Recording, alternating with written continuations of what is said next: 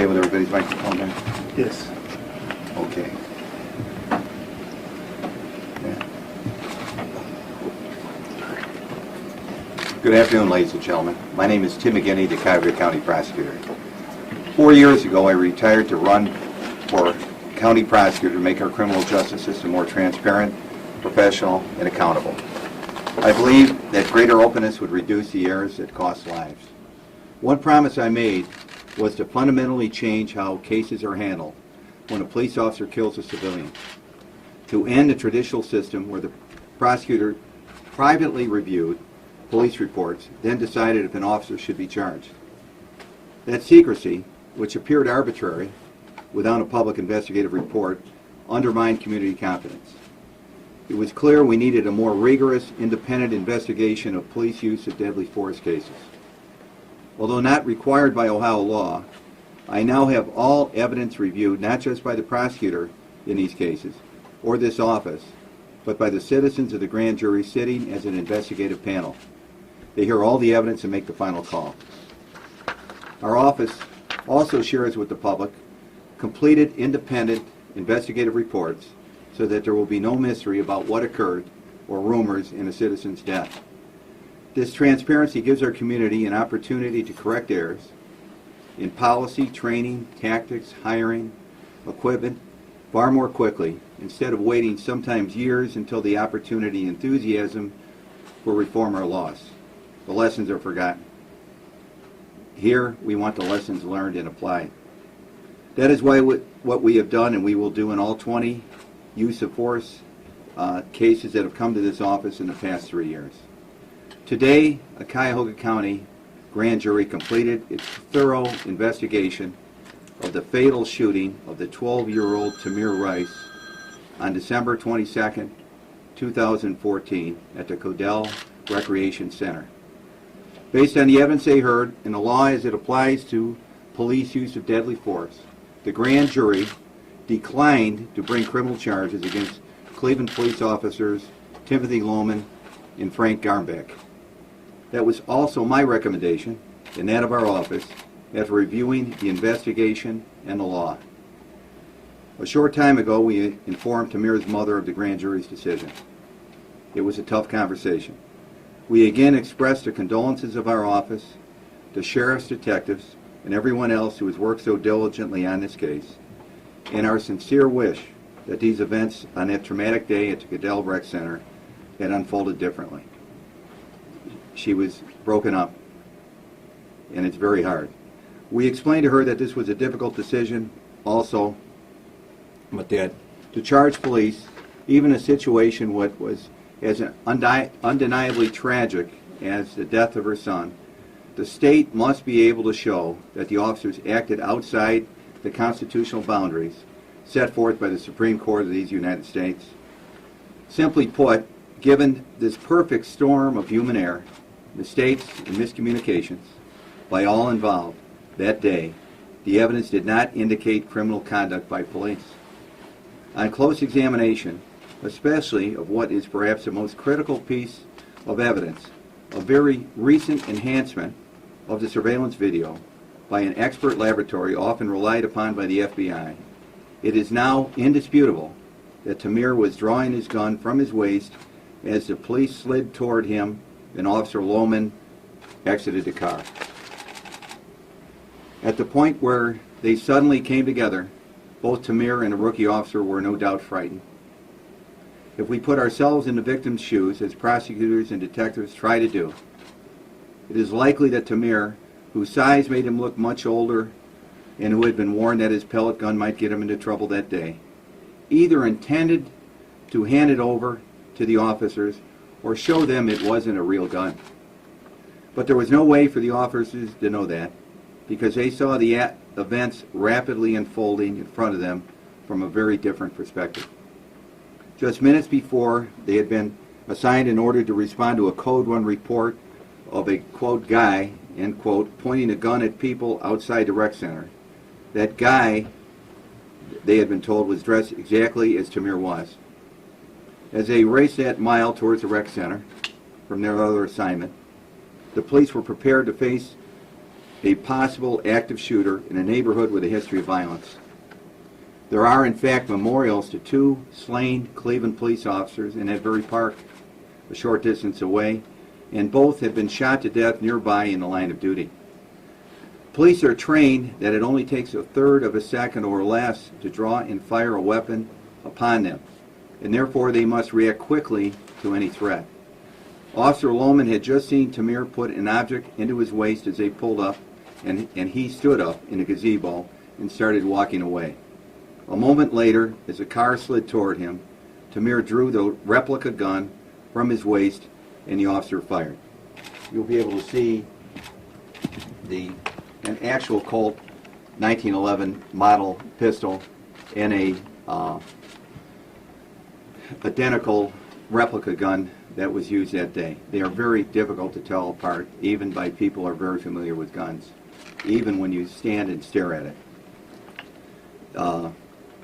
A moment later, as a car slid toward him, Tamir drew the replica gun from his waist and the officer fired. Believing he was about to be shot was a mistaken, yet reasonable belief, given the high-stress circumstances and his police training. He had reason to fear for his life. It would be unresponsible and unreasonable if the law required a police officer to wait and see if the gun was real. The outcome will not cheer anyone, nor should it. Every time I think about this case, I cannot help but feel that the victim could have been my own son or grandson. Everyone here who has worked and investigated this case feels the same way.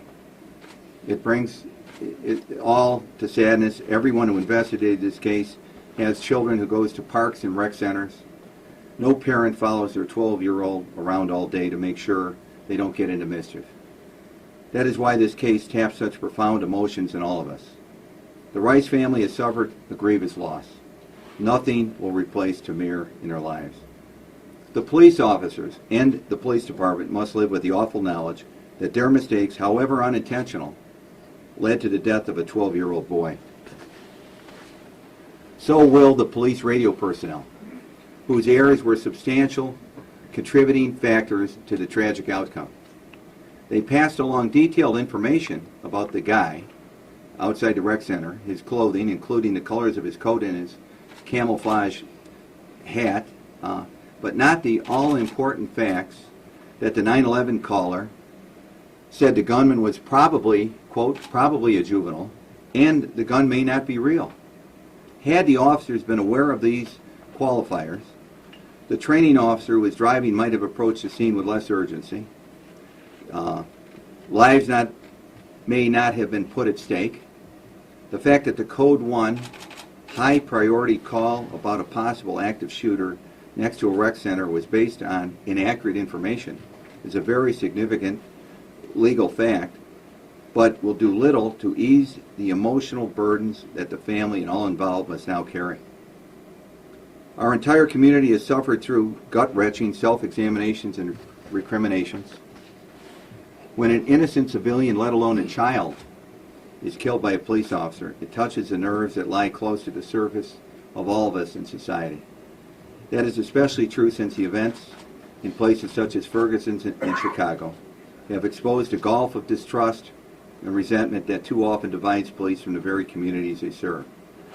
And when the public is kept in the dark about facts of an investigation into these incidents, that distrust can grow. All those emotions are compounded when a 12-year-old boy is killed on video. But the original grainy video that had been shown repeatedly on TV is only a small part of the story here, a very important but small. That is why this case demanded a professional and dispassionate investigation to determine if this was indeed a tragic crime or a tragic accident.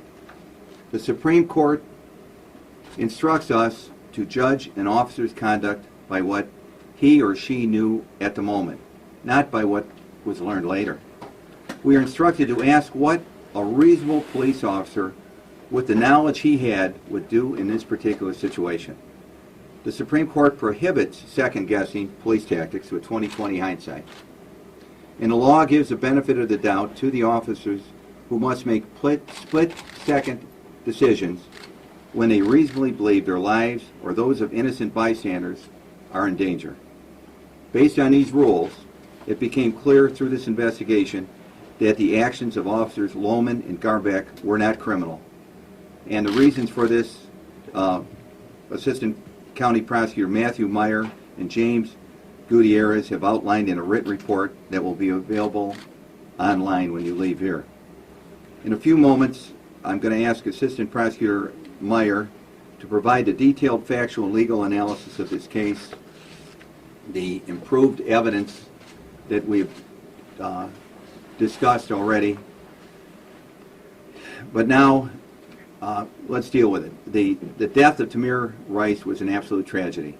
It was horrible, unfortunate, and regrettable, but it was not, by the law that binds us, a crime. Through this process, we too have heard the chants, and we too want justice for Tamir. But justice would not be achieved by bringing charges that would violate the ethical canons of our profession, because we know these charges could not be sustained under the law in our Constitution. This decision does not mean the legal system is finished with this case. In our country, we have parallel systems of justice, and the civil justice system may yet provide the Rice family with some of the accountability they deserve. But the grand jury lived with this case for more than 2 months, heard all the witnesses, and was there to evaluate each witness's credibility and to question them. In cases where the police use deadly force against the citizens, we now have other citizens review the evidence and make the final call. As a local judge recently said, if you don't trust the grand jury, you don't trust your neighbors. I trust the people of Cuyahoga County to make the final call, and that's why I've changed this procedure. In this case and every other case of police use of deadly force in this county. Now, there have been lessons learned already in this case. That is the plus side of this tragic event. And it should never happen again and steps have been taken to see it does not. First, the city has bought body cams for all its officers, and that should help greatly. They will know exactly what happened in these situations. Dash cams are on the way for Cleveland Police Department and the suburban departments, in part using the $1 million this office provided from seized and forfeited monies from criminals and criminal convictions. Our goal is to have every car, every police car in Cuyahoga County, including Cleveland and all the suburbs, with dash cams and officers all wearing body cams. It will improve public confidence and improve performance and protects both the officer and the individual. We'll know exactly what happened in the future. And public confidence rises and complaints fall dramatically. It has been shown across the country.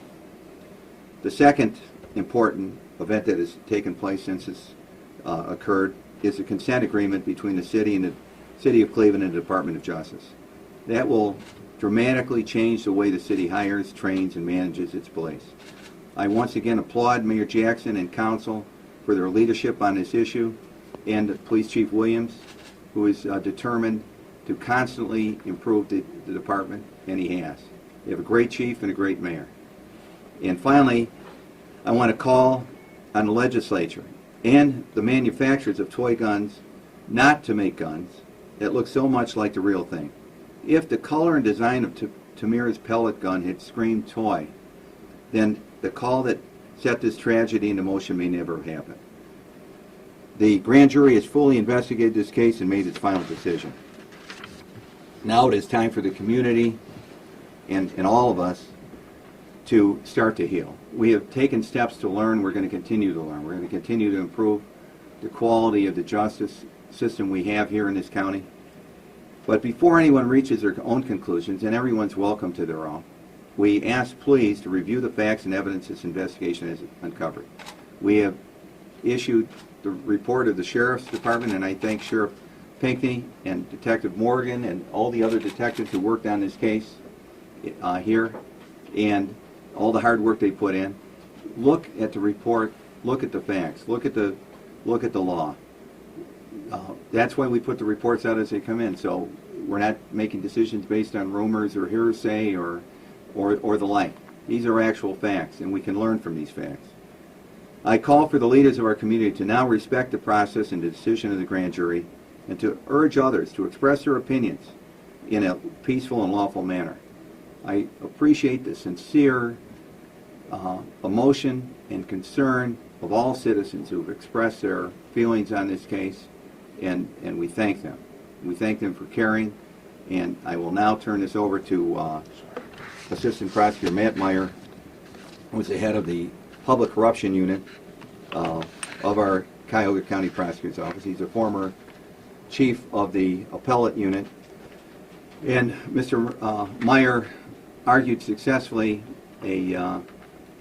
at the United States Supreme Court this spring, and an opinion issued 9-0 this fall in what I consider a landmark case, Ohio versus Clark. Yeah, I thank him. I thank Jim Gutierrez and all the other prosecutors here who have worked on this case, and the other UDFs, use of deadly force cases. We've had many. Just earlier this month, we had 2 police officers within a 3-day period shot in the chest by assailants. Both individuals were killed by other police officers, not the person shot. But this is a violent society with all these guns. This is a tough job, and to investigate these cases, and I thank the individuals who actually do the work. And now we'll hear from Mr. Myers. Thank you very much for your attention.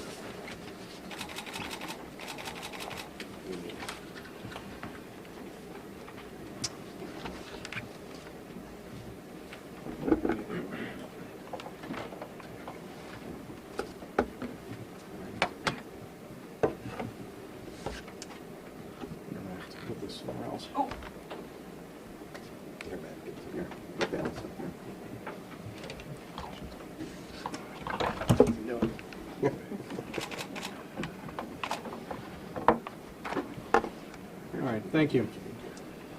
Prosecutor McGinty touched on the legal standard, but it is necessary to frame the discussion with a full understanding of the unique set of laws that apply when anyone reviews a police use of deadly force incident.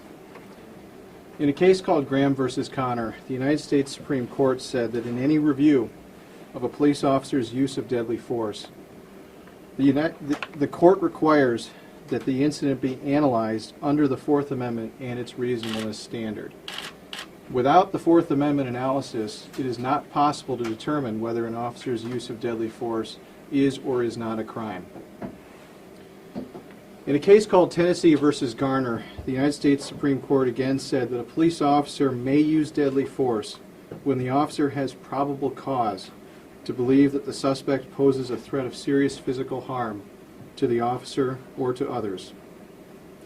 In the Graham case, the U.S. Supreme Court again said that the reasonableness of the officer's actions must be judged from the perspective of the reasonable officer on the scene and not through the lens of 20/20 hindsight, allowing for the fact that police officers are often forced to make split-second judgments in circumstances that are tense, uncertain, and rapidly evolving.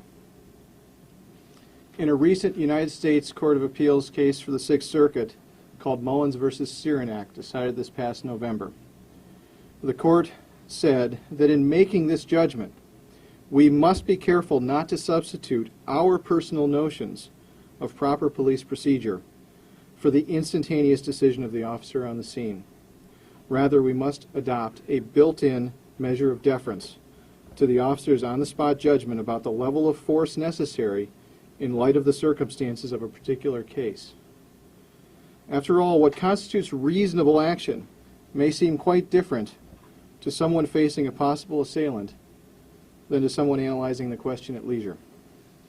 In a case called Livermore versus Lublin, the Sixth Circuit Court of Appeals again explained that when reviewing an officer's use of deadly force, we must disregard the events leading up to the incident of deadly force and instead focus on the split-second judgments made immediately before the officer allegedly used excessive force.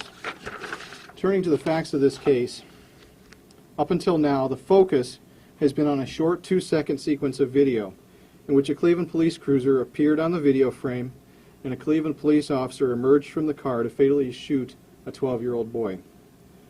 Viewing the video alone, however, provides an incomplete picture of what happened on November 22, 2014. This presentation is therefore meant to provide the public with the full picture of what happened that day and not just one isolated part. This presentation should place the video within the context of all the relevant evidence and to explain the law that governs the review of the officer's use of deadly force in this case. I'd like to begin with an overview of what happened that day. The few hours leading up to the incident set in motion a series of events that helped to explain the officer's state of mind at the time of the shooting. 12-year-old Tamir Rice had spent several hours on November 22, 2014, playing at the Cadell Recreation Center Park with a replica firearm, an airsoft pistol that shot plastic BBs and which closely resembled a Colt M1911 semi-automatic pistol. Tamir had gotten the gun from a friend who told investigators that he had removed the orange tip, the safety tip, that the gun had come with. And we have the model that had been purchased at a local Walmart. And you'll see that, as purchased, this airsoft pistol should have had that orange safety tip to hopefully alert officers that this, in fact, was a toy. But the pistol that Tamir had that day had no such tip.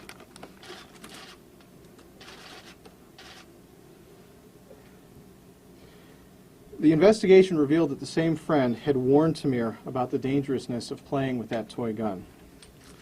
And I'd like to actually display an unloaded real M1911 alongside Tamir's replica firearm so that you can understand what we're talking about here. And I have here Tamir's gun and the actual M1911, so you understand what we're talking about.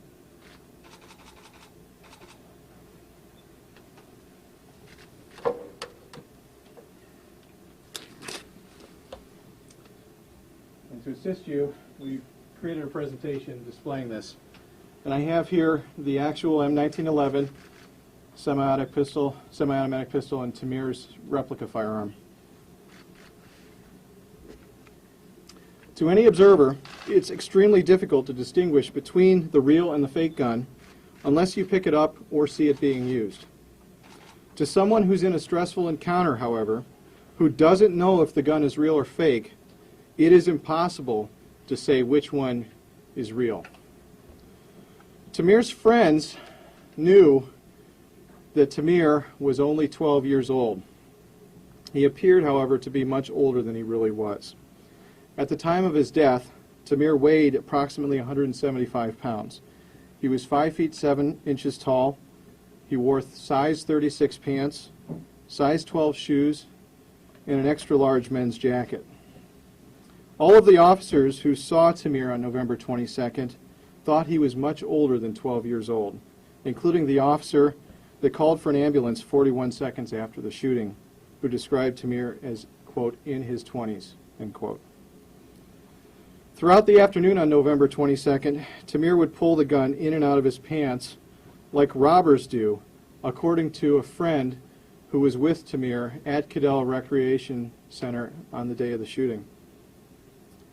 Another of Tamir's friends said that Tamir kept the gun inside his waistband with the barrel pointing downward and said that Tamir had to lift his jacket to pull it out.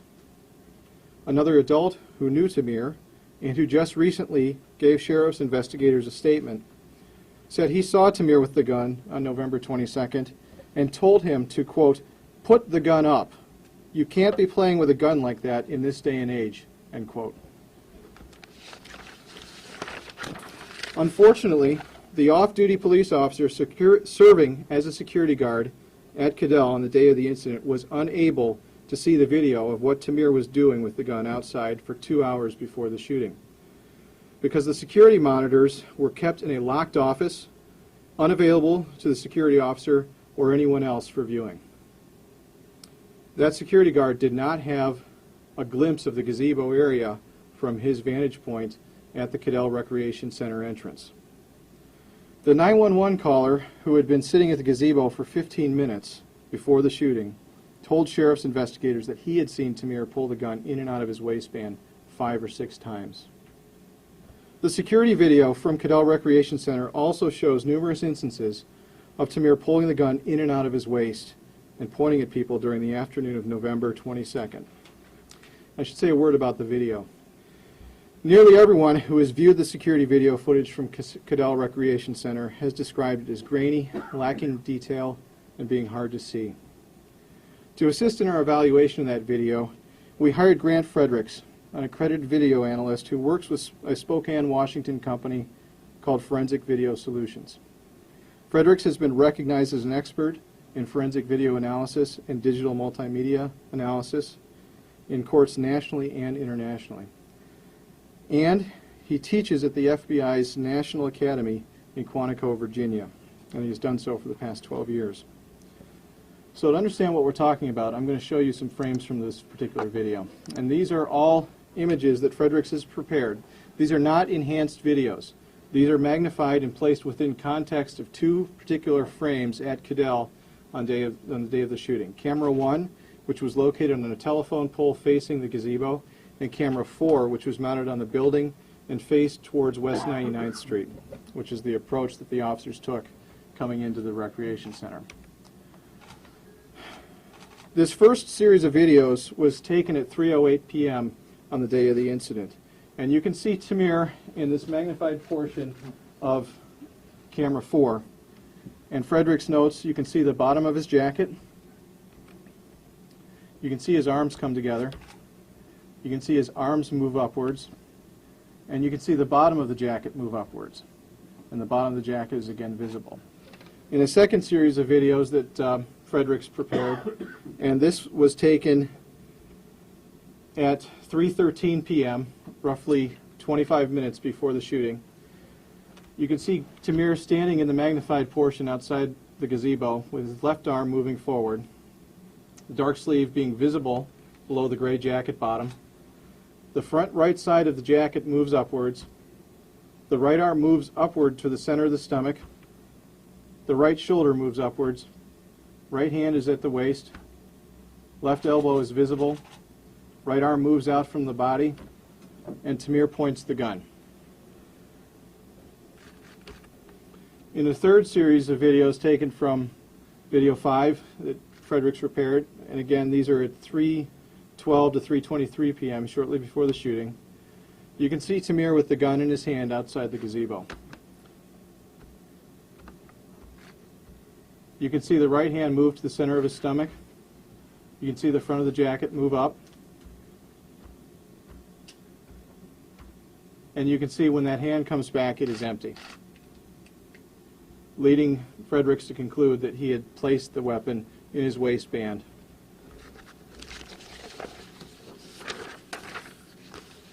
Tamir was also pointing the gun at people throughout the day, and at least the 911 caller who did not know Tamir felt threatened by it.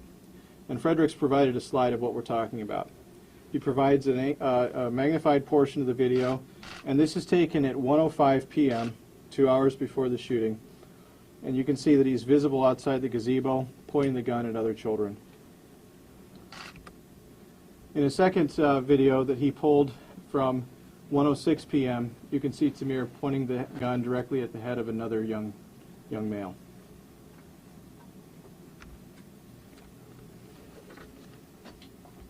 In this series of videos, this was taken at 3:09 p.m. You see Tamir in camera 4 walking just feet away from the recreation center, again pointing the gun at other people as they walk towards the recreation center. Again from video 5, this was taken at roughly 3:13 p.m. You can see Tamir outside the gazebo pointing the gun. And I should note that by this time the 911 caller had arrived at the gazebo and was watching Tamir as he did this. At the precise moment of the shooting, there were numerous people inside and around Cadell Recreation Center, and I'll touch on that in a moment.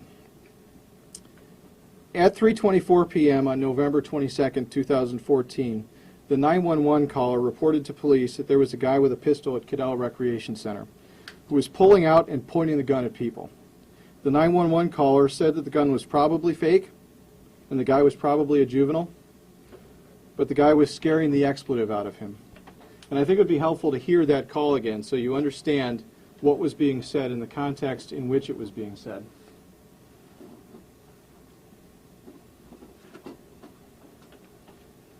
Saturday, November 22, 2014, 15:22 and 35 seconds. To the police, Highlander. Hey, how are you? Good. I'm sitting in the park at West Boulevard by the West Boulevard Rapid Transit Station. And there's a guy in there with a pistol, you know, it's probably fake, but he's like pointing at everybody. And where are you at, sir? I'm sitting in the park at West Cudell, West Boulevard by the West Boulevard Rapid Transit Station. So you're at the rapid station? Are you at the rapid station? I'm sitting across the street in the park. What's the name of the park? Cudell? Cudell, yes. The guy keeps blowing it in out. It's probably fake, but you know what? He's scaring the shit out of me. What does he look like? He has a camouflage hat on. Is he black or white? He has a gray coat with black sleeves and gray pants on. Is he black or white? I'm sorry. Is he black or white? Black. You said a camel jacket and gray pants? Oh, he has a camouflage hat on. You know what that is? Yeah. Storm. And his jacket is gray, and he's got black sleeves on it. He's sitting on the swing right now, but he keeps pulling it in and out of his pants and pointing at people.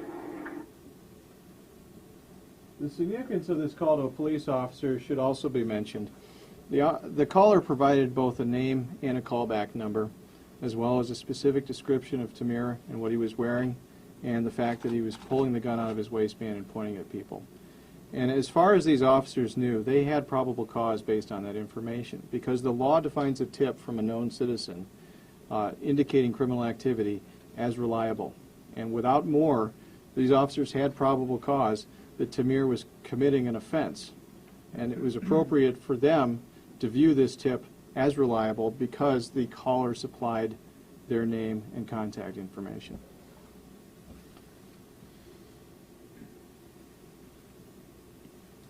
At 3:28 p.m. on November 22, 2014, these Cleveland officers, Lohman and Garmbach, received the call about the guy at Cudell Recreation Center, quote, sitting at the swings pointing a gun at people, end quote. The dispatchers provided the officers with that specific description, and they described the fact that the man was pulling his gun out of his waist and pointing at people. They did not, however, describe two key facts, that the gun may have been fake and that the man may have been a juvenile. So I want to play a portion of that recording so you know exactly what the officers heard from dispatch and what they responded to.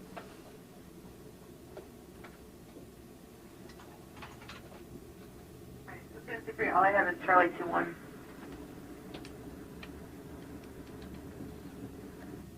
Man 2-5, we'll take it. The alarm check's okay. That's Officer Lohman. All right, thanks. Charlie 2-1, you can disregard them.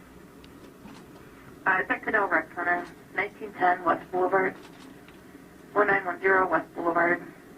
Scott's calling. He said, in the park by the youth center, there's a black male sitting on the swings. He's wearing a camouflage hat, a gray jacket with black sleeves.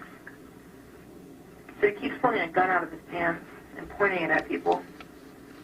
Code 1, that is 8418. How many calls are you getting for that? Just the one so far from Scott. The Code 1 call is the highest. All I have is Charlie 2-1. The Code 1 call is the highest priority call that the Cleveland Police Dispatch System uses, and it signifies a great risk to the public safety. And both these officers were aware of that fact. Officer Garmbach was a training officer assigned to train Officer Lohman, who had recently completed the Cleveland Police Academy and been sworn in as a Cleveland police officer. Garmbach was responsible for instructing Officer Lohman and was in charge of the two-man patrol car that both men were in at the time of the incident. After receiving the call, Officer Garmbach drove down West Boulevard from their prior call at St. Ignatius Elementary School in a minute and a half, arriving at West 99th Street adjacent to Cadell at 3:30 p.m. Officer Garmbach chose to enter the Cadell Recreation Center from a dead end at West 99th Street because it gave him quick access to the swing set area where dispatch had said the officers would find the suspect.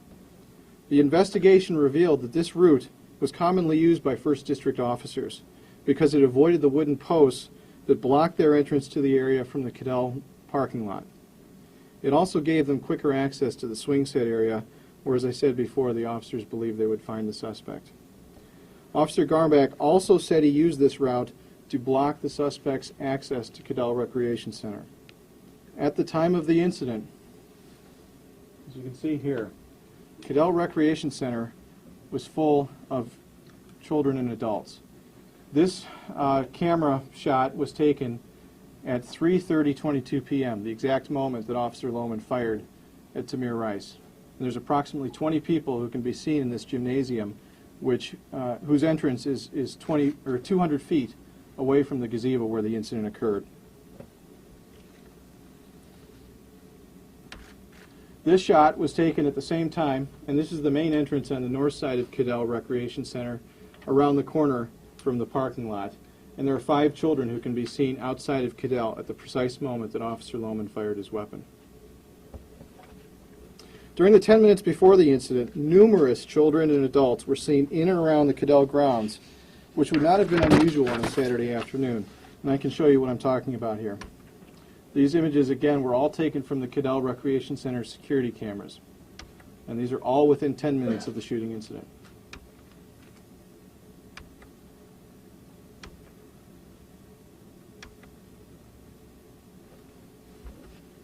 Officer Garmbach's route and tactics do fit within the Cleveland Police Department's active shooter policy, and I should explain what I mean. After Columbine, police departments throughout the country recognized that an older model of dealing with active gunmen in public places that required for waiting until backup arrived and for specialized SWAT teams wasn't working. By the time they got there, innocent people were already getting killed. Instead, departments around the country adopted a new model that allowed for the first officers on the scene of an active shooter or potential active shooter to quickly confront and eliminate the threat posed by a gunman in a public place.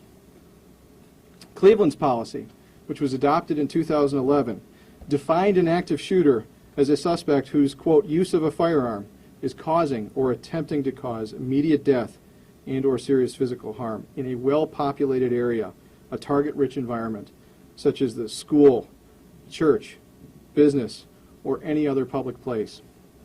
The policy authorized, quote, officers responding to an active shooter incident to have the authority and shall attempt to make immediate contact with and stop the active shooter. Here, Officer Garmbach, based on the information given to him by dispatch, had a reasonable belief that he faced a potential active shooter because he had an apparently reliable report of a man with a gun at a rec center filled with children and adults, pointing the gun at and threatening people.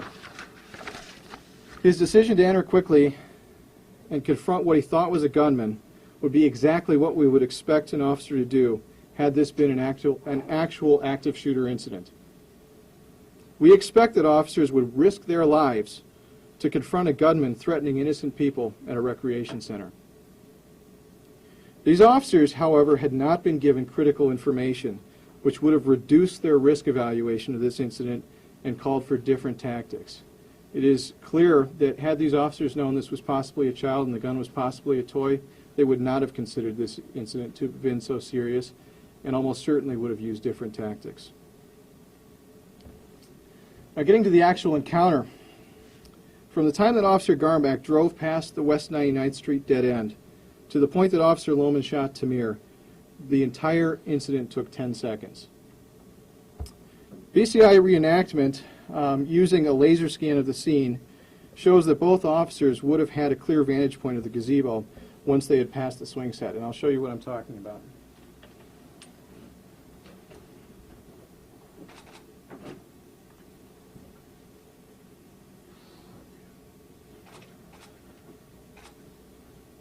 This video was taken using a laser scan of the incident in April. And although the trees have come out, which they would not have been in bloom in November, it gives you an approximate understanding of what the officers would have seen as they approached the gazebo.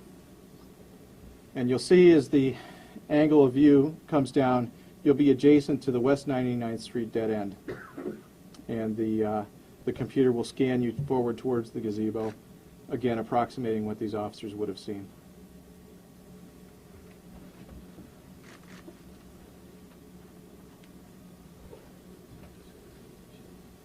So at this moment, the camera angle is passing the elementary school and moving towards the gazebo. There is a barrier at the end of West 99th Street, but it is easy for an officer to simply drive around that barrier and proceed into the park on the grass. The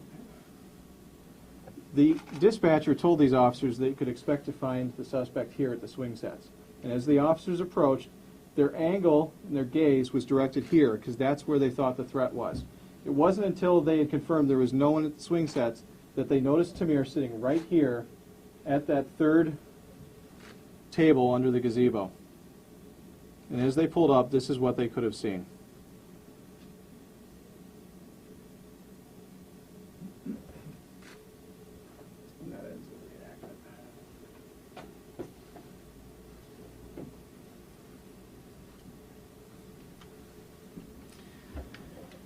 From the statements to the fellow officers and to the Sheriff's Department, we know that both officers looked for the suspect at the swing sets and didn't find him. They looked to the gazebo and clearly saw a suspect fitting the exact description they had been given by dispatch. Officer Lohman says he saw Tamir get up and put an object into his waistband. Based on the information he knew at the time, he would have had reasonable grounds to believe that the object was a gun. Both officers saw the suspect initially step north away as they approached, and this led Officer Garmbach to believe that the suspect was going to run. The officers then saw the suspect quickly change direction and step directly to the spot where the officers would intersect with the suspect, causing Officer Garmbach to brake suddenly. Due to the wet conditions, with snow, mud, wet grass, and fallen leaves, Officer Garmbach's cruiser went into a skid and did not stop anywhere near where he had intended. The State Highway Patrol accident reconstruction indicated that it would have taken Officer Garmbach between 3.5 and 4.5 seconds to stop. Grant Frederick's video analysis shows what happened as Officer Garmbach's cruiser slid to a stop in front of Tamir.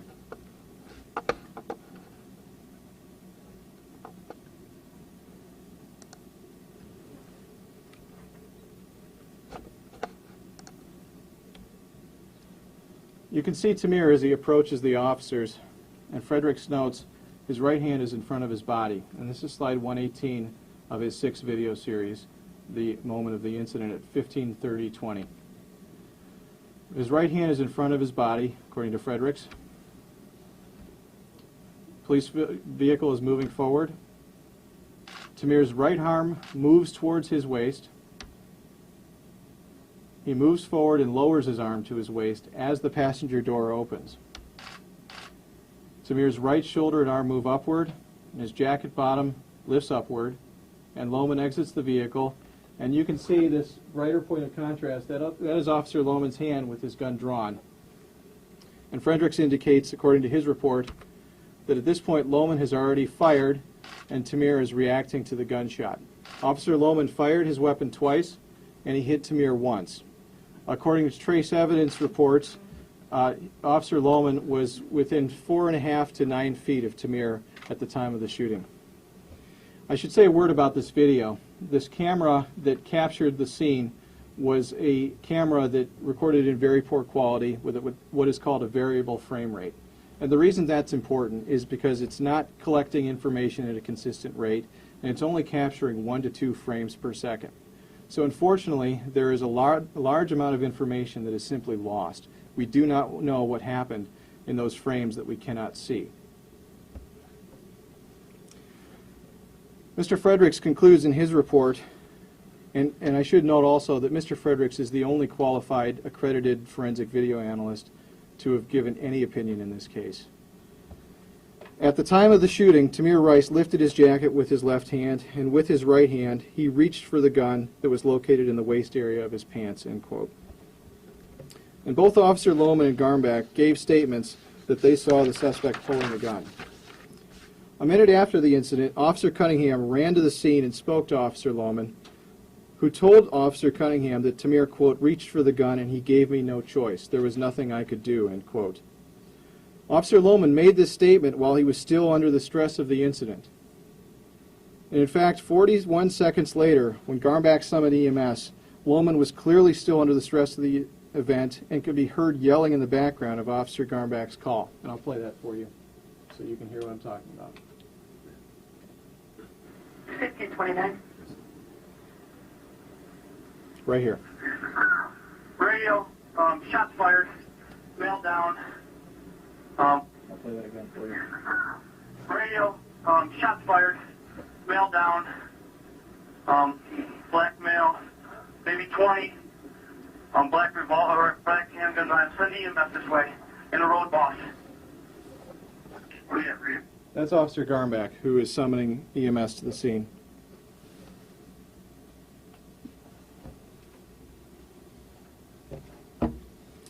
Both officers' post-shooting conduct demonstrates that they saw Tamir pulling out a gun before he was shot.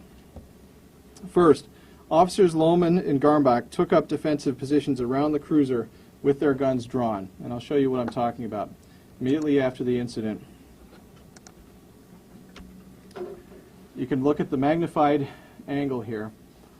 After Tamir reacts to the gunshot, you watch what happens next.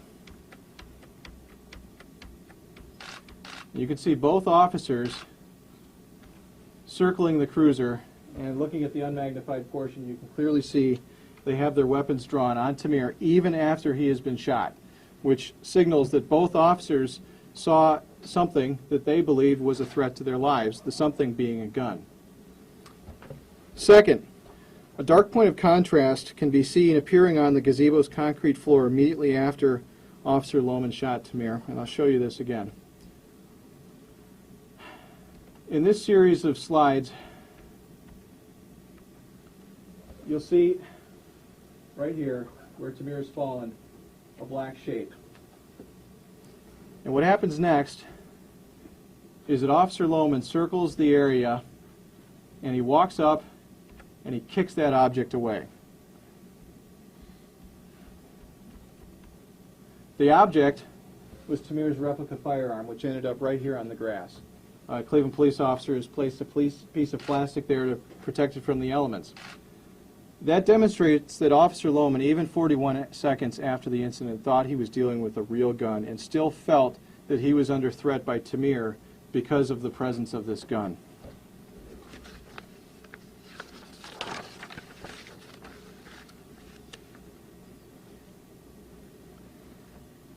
The first officer who realized that Tamir's gun was not real was several minutes later, when Detective Dan Lentz examined the gun closely. Lentz said that until he saw the magazine and the green BBs, he thought the gun was 1,000% real. Various experts who were not present during the incident itself have given opinions about what they think the video depicts. These experts have suggested that Tamir did not show the officers the gun and had his hands in his pockets when he was shot. None of these experts addressed the fact that the gun fell on the gazebo's concrete floor immediately after Tamir was shot, or why the officers reacted defensively to Tamir and kept their guns drawn on him until Officer Garmbach kicked the gun away 41 seconds later. And the obvious conclusion, ladies and gentlemen, is that Tamir dropped the gun on the concrete gazebo floor because it was in his hand when he was shot. It is unclear whether Tamir could have heard the warnings that Officers Lohman and Garmbach described as they pulled up to the scene. Garmbach believed that the cruiser's windows were up, and Lohman describes giving commands as he opened the door. The video shows that Lohman opened the door and fired his gun within approximately 1 second. Although it is possible to give commands within 1 second, the law only requires that an officer give commands before using deadly force when feasible. Lohman was facing a suspect pulling an object from his waist that he thought was a real gun. The law does not require him to wait until being fired upon to confirm whether the gun is real, or to give the suspect additional time to draw and fire upon the officer. Officer Garnbach's approach, despite intending to stop at a much earlier point, had left Officer Lohman dangerously exposed in a position facing a gunman, or what he thought was a gunman. He did not know whether Tamir would use the gun to shoot him as he exited the cruiser, or whether the vision of Tamir reaching for that gun would be the last thing he ever saw. Lohman and Garnbach both have been criticized for their failure to give Tamir first aid at the scene. This criticism, however, does not fit with the actual evidence or have any bearing on whether the decision to use deadly force was criminal. It's worth noting several points. Cleveland police procedure required officers to summon EMS to aid an injured suspect, which Officer Garnbach did within 41 seconds of the shooting. Garnbach did so only after he kicked the gun away and was convinced there was no longer a threat from that gun. Tamir's sister, in a state of panic, rushed to the scene 1 minute and 23 seconds later, diverting Officer Garnbach's attention and caused him to deal with Tamir's sister instead of Tamir. Meanwhile, Officer Lohman, who had injured himself during the incident by rolling his ankle, was only of limited assistance to Officer Garnbach. At the time, Cleveland police did not train their officers on how to treat a gunshot wound, nor did they provide their cars with first aid kits or any medical equipment whatsoever. Detective Lentz and an FBI special agent arrived 3 minutes and 43 seconds later. The agent was a trained combat medic and a registered paramedic, and immediately began to provide aid to Tamir. The agent and Officer Garnbach helped maintain an airway and applied pressure to Tamir's wound until the ambulance could take him to the hospital. Tamir's gunshot was catastrophic, having ruptured his inferior vena cava and deprived his body of a major blood supply. The agent recognized that Tamir needed surgery right away. Under these facts, the most helpful thing for Tamir was to get him to an operating room as quickly as possible, which is exactly what Officer Garnbach did when he summoned EMS at the first available moment. To conclude, this case is a culmination of a tragic confluence of events. A young boy who appeared to be much older than 12 years old spent hours playing at a recreation center with a toy gun that looked just like the real thing. No one who saw him doing it was willing or able to intervene and make him stop. Unfortunately, the security cameras that showed him frightening people with this toy gun were left unmonitored and unseen by any security officer. The 911 caller who notified police about Tamir told the 911 operator that Tamir might have been a juvenile and that the gun might have been fake, but that Tamir was scaring the expletive out of him. The 911 operator never told the dispatcher about the possibility that Tamir was a juvenile or the gun was a toy, which led to the two responding officers to believe that a real man with a real gun was threatening innocent people's lives at a recreation center. When the officers approached Tamir, he unexpectedly moved in their direction and began pulling the gun from his waistband. The officers, who had no idea the gun was fake or that Tamir was only 12, thought he was going to pull the gun out at them. Here, Officer Lohman and Officer Garnbach were tragically mistaken about the key facts of this case. They didn't know until it was too late that Tamir was not a real threat to their safety or to the public's safety. But the law requires that they be judged according to what they knew at the time, and whether what they did at the time, based on what they knew, was reasonable. We have recommended to the grand jury against any criminal charges because we do not believe that any reasonable judge or jury would find criminal conduct in Officer Lohman's reaction to a suspect pulling what he thought was a gun. Nor has any viable theory of criminal conduct been offered to explain why Officer Garnbach would be criminally liable for Officer Lohman's use of deadly force. We are mindful of the profound impact that any police use of deadly force has on the community and are acutely aware of the pain and suffering experienced by the family of a 12-year-old boy whose life was abruptly ended. But justice requires a thorough and even-handed examination of the facts and the law. In this case, there is no basis to charge a criminal offense.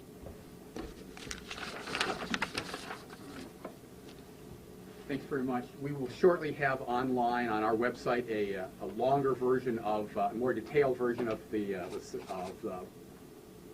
analysis that Matt just gave you. If you've had a chance to look at that, feel free to email us with questions. We'll try to answer as many as we can before the day is out. So Prosecutor, thank you all a for couple coming. questions. Zero. You're not answering any questions at this hour?